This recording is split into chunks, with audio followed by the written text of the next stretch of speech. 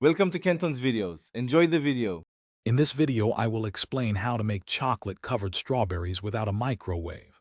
You'll learn a straightforward method to melt chocolate using a double boiler, ensuring a smooth, glossy finish every time. We'll cover preparing your fresh strawberries, dipping them expertly, and even some fun decorating ideas. Get ready to create beautiful, delicious treats that are sure to impress, all from the comfort of your own kitchen with just a few simple steps. Melting chocolate without a microwave is easy with a double boiler. First, select a heat-safe bowl that rests securely over a saucepan, leaving a small gap. Pour about 1 inch of water into the saucepan, making sure the water level is below the bottom of your bowl. Bring the water to a gentle simmer over medium-low heat.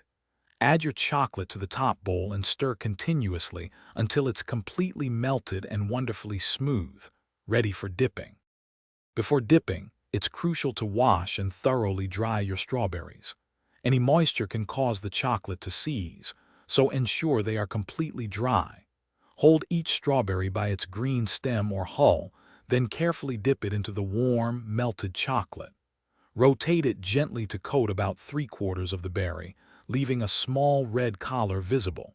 Lightly shake off any excess chocolate before placing it down. Once dipped, carefully place your chocolate-covered strawberries onto a baking sheet lined with parchment paper or a silicone mat. This prevents sticking and makes for easy removal. Transfer the tray to the refrigerator and chill for at least 15 to 20 minutes, or until the chocolate is completely firm. For optimal freshness, store your finished treats in an airtight container in the refrigerator and enjoy them within 1 to 2 days. Thanks for watching. Consider subscribing if we helped you.